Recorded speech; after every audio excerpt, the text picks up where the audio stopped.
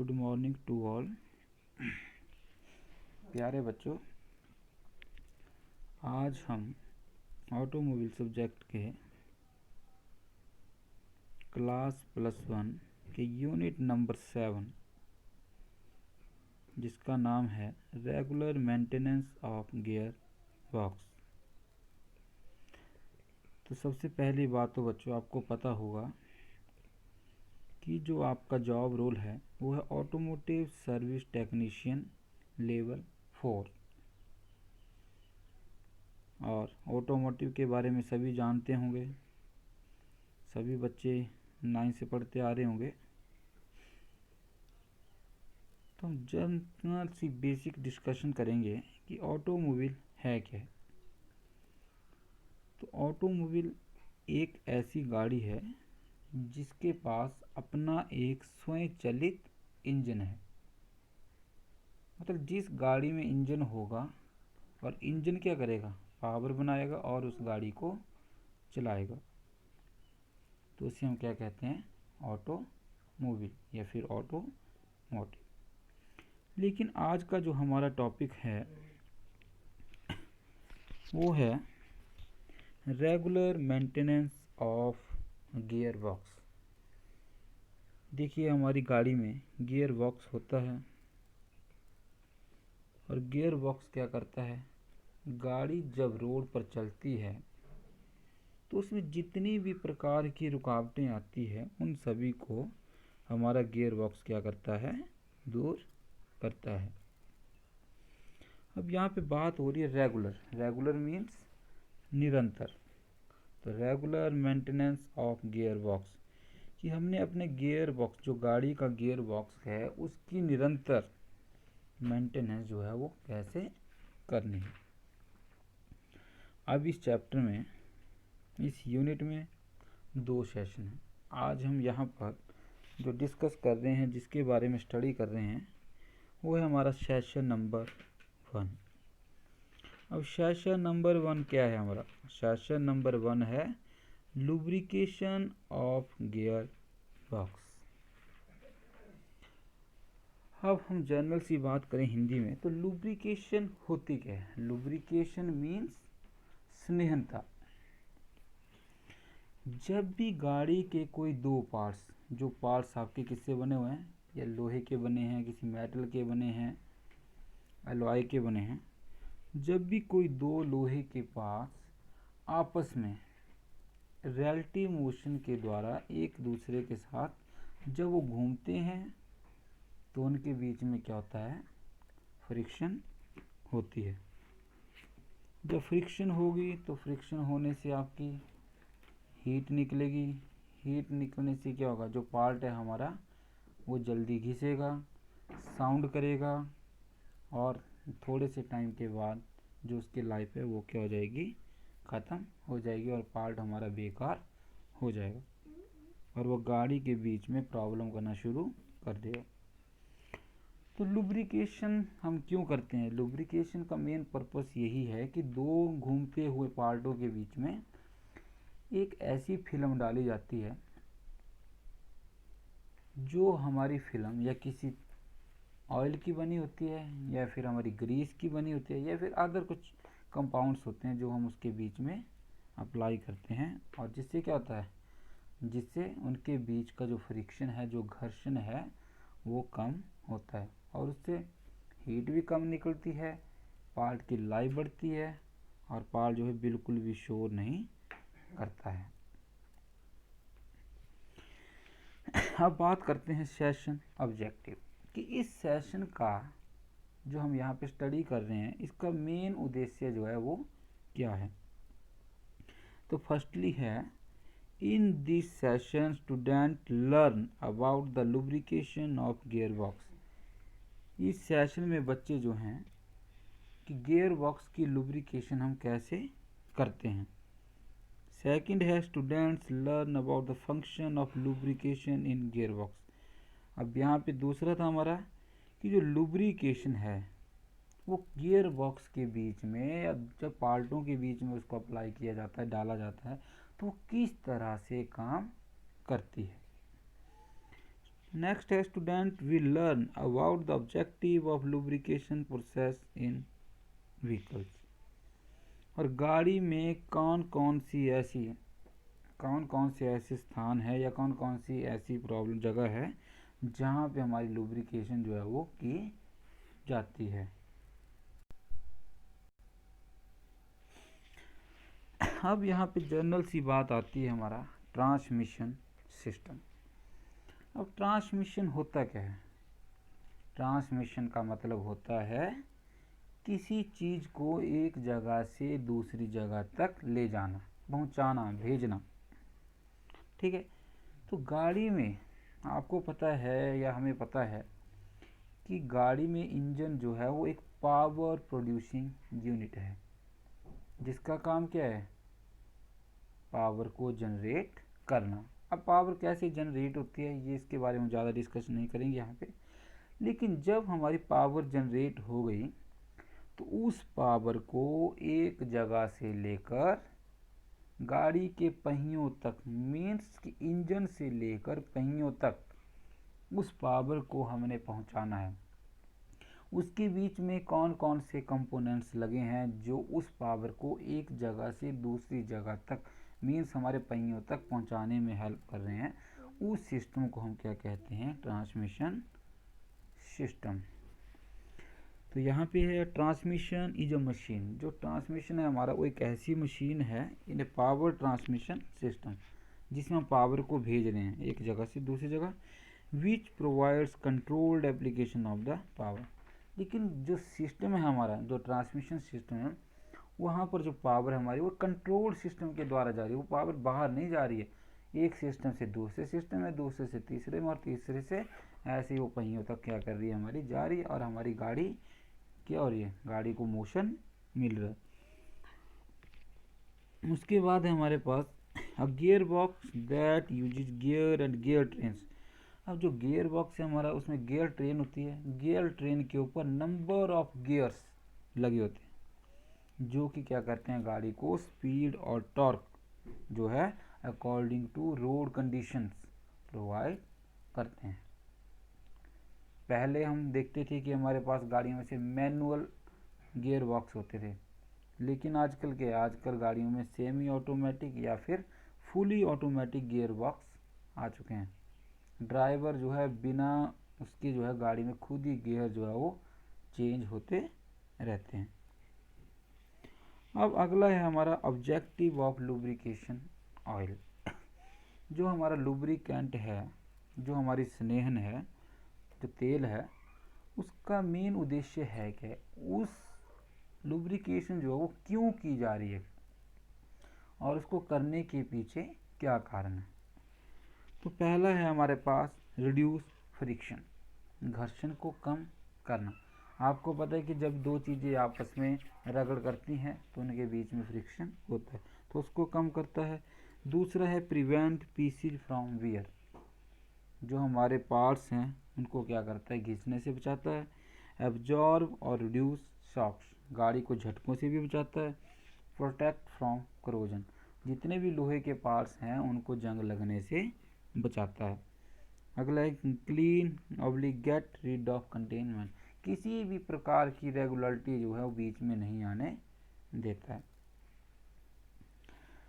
अब यहाँ पर बात हो रही है आपकी गियर बॉक्स कि गियर बॉक्स है क्या? तो to overcome resistances like gradient resistance, air resistance and load resistance. Means कि जब गाड़ी हमारी रोड पर चलती है, अब रोड की कंडीशन हर जगह एक जैसी नहीं होती है। कहीं पे रोड हमारा सीधा होता है, समतल होता है, कहीं पे पहाड़ी आ जाता है, कहीं पे बिल्कुल डाउन आ जाता है। तो हर जगह रोड की जो कंडीशन है वो चेंज होती रहती है। तो जितनी भी उन सब की रुकावटें हैं उनको दूर करने के लिए क्या करता है? हमारे पास गियर बॉक्स जो है उन सभी रुकावटों को दूर करता है। और गियर बॉक्स करता क्या है? इंक्रीज, जो हमारी ट्रैक्टिव वेपर, जो खींचने की क्षमता है गाड़ी को, उसको क्या करता है? वो इंक्रीज करता है, बढ़ाता है। उसके बाद है हम गाड़ी में क्या करते हैं? विभिन्न प्रकार के गियर सभी बच्चों ने देखे होंगे। गाड़ी में बहुत सारे गियर लगे होते हैं। एक रिवर्स गियर भी गाड़ी में होता है जो क्या करते हैं? डिफरेंट गियर रेशियो जो है वो गाड़ी को देते हैं। उसके बाद हमें पता है कि हमारा जो गियर बॉक्स होता है वो क्लच और प्रोपेलर शाफ्ट के बीच में लगा होता है। उसके बाद है जो हमारे गियर होते हैं, जब हम गाड़ी में गियर लगाते हैं, चाहे फर्स्ट गियर है, सेकंड गियर है, थर्ड गियर है, तो जो गियर्स के टीथ होते हैं वो आपस में क्या होते हैं, एक दूसरे के कांटेक्ट में आते हैं और वो क्या करते हैं, एक दूसरे को रोटेट करवाते हैं। जैसे वो रोटेट करेंगे वैसे ही क्या होगा, गाड़ी को पावर जो है वो मिलेगी।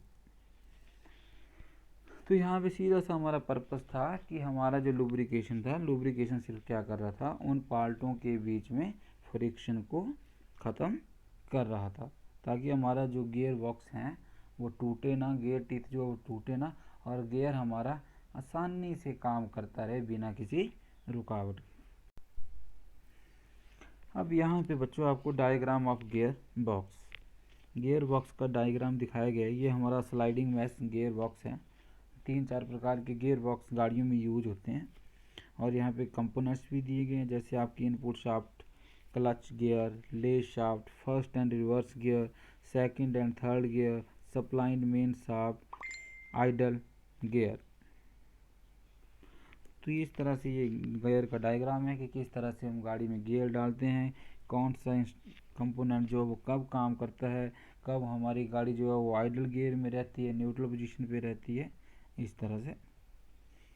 अब आता है हमारे पास जो मेन है यहाँ पे, वो है step for changing lubrication of gear box.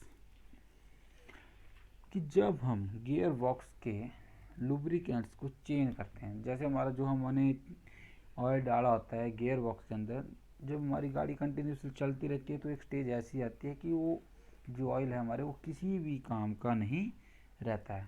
जब वो किसी भी काम का नहीं रहेगा तो उसके बीच में वो ना तो फ्रिक्शन को कम करेगा, तो उसको क्या करना होता है, हमें टाइम पे चेंज करना पड़ता है।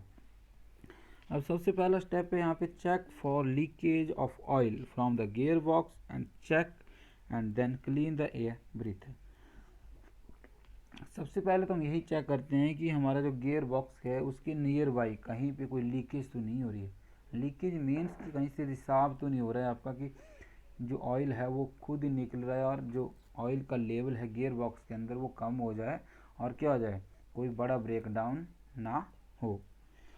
उसके बाद है check the level of lubricating oil in the gear box. अब हमने क्या करना है, गियर बॉक्स के अंदर ऑयल के लेवल को चेक करना है। कहाँ से, आप सभी को पता है कि वहाँ पे भी एक ड्रेन नट लगा होता है, उसको लूज करके जो कि गियर बॉक्स की साइड पे फिट होता है। जैसे आपने इंजन ऑयल चेंज किया था तो इंजन ऑयल जो हमारा इंजन ऑयल चैम्बर था उसके नीचे भी एक ड्रेन नट होता था, उसको खोलते थे वहाँ से हम, और जो वैसे ही गियर बॉक्स की साइड में भी एक नट होगा जहाँ से हम क्या कर सकते हैं, उसके ऑयल को चेंज कर सकते हैं।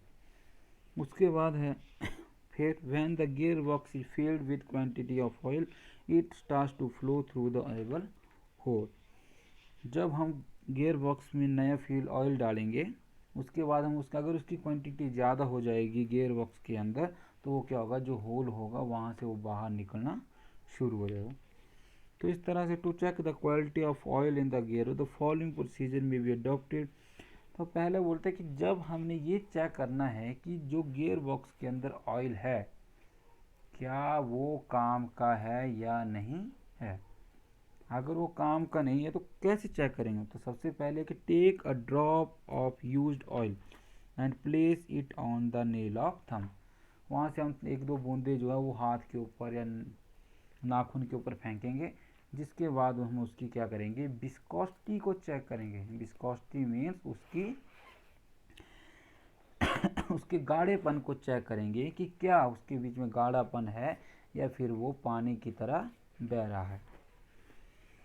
ठीक है, check the viscosity of all lubricating oil in the downward direction, the quality also can be check. और हम उसकी स्मेल से भी उसको चेक कर सकते हैं। अगर वहाँ से उसके अंदर से जलने की स्मेल आ रही है तो इसका मतलब वो ऑयल क्या हो चुका है, आपका जल चुका है और वो किसी भी काम का नहीं है।